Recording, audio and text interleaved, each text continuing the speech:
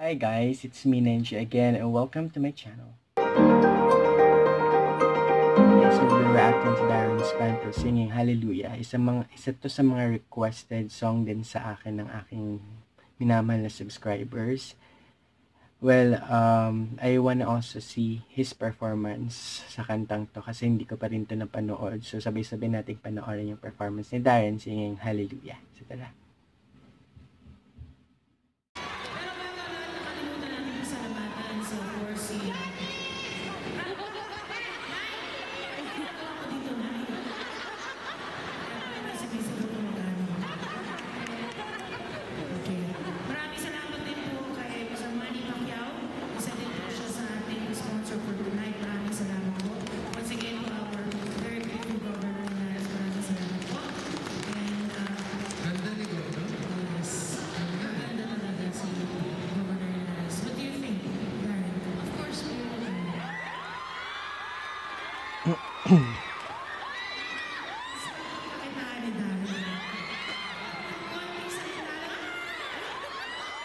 Mas lalo na to, ladies and gentlemen. We're gonna leave you once again on stage.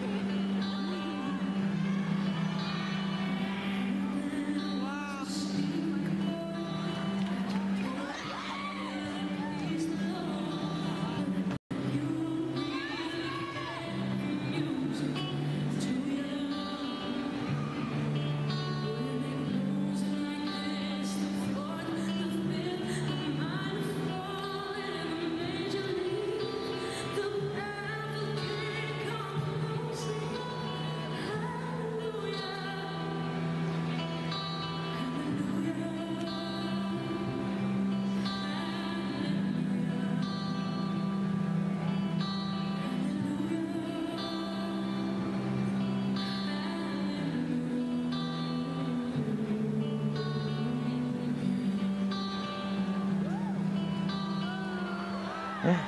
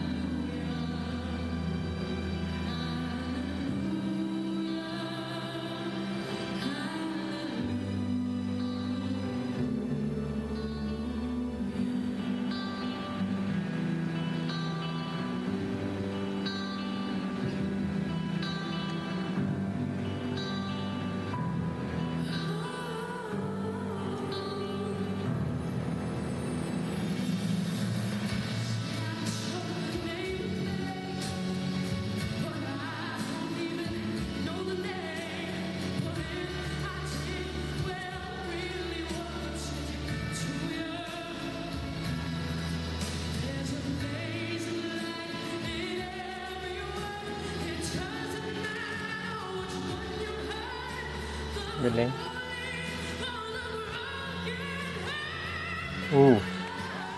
Galing.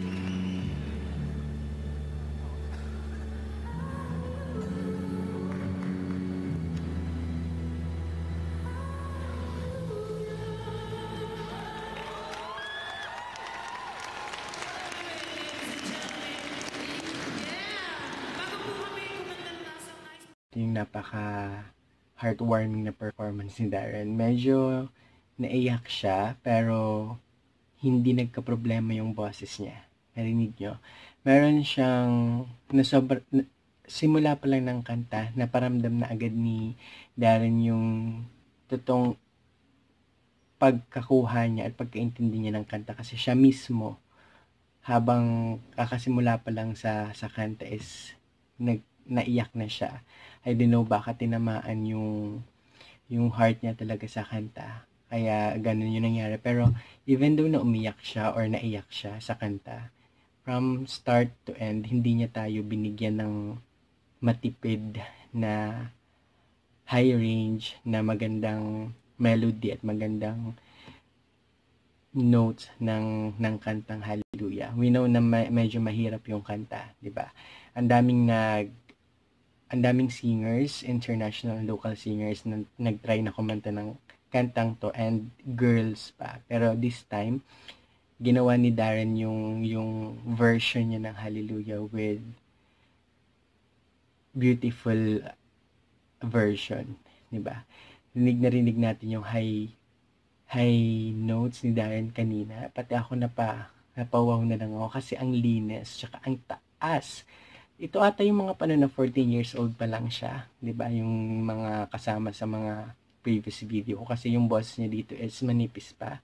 Tsaka kayang-kaya niya pang abutin, or pag hindi mo siya pinanood, pag pinakinggan mo lang siyang kumakanta, parang babae yung kumakanta kasi sobrang taas ng boses. Pero again, sa simula tsaka sa huli, wala si Darren na pinakita, kundi iparamdam yung totoong nararamdaman niya sa kanta. Kasi kitang-kita naman natin kung ano yung nangyari sa stage. Voice-wise, wala naman tayong problema kasi ang ganda ng pagkakanta, pagka-deliver ni Darren ng song. Stage presence, andun din.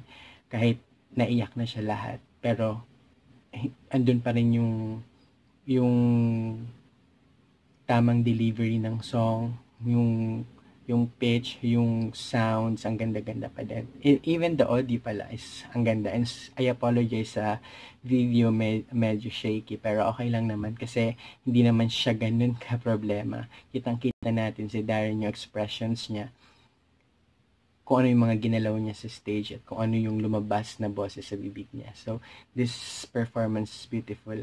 It sounded like an angel singing di ba? Sa boses niya ginamit dito. Ang ganda lang. So, that's it guys. So, hopefully you like my reactions for today. So, if you haven't yet subscribed to my channel, please kindly push the subscribe button and give me a big thumbs up. And yeah, that's it. See you in my next video guys, and have a great day. Mwah.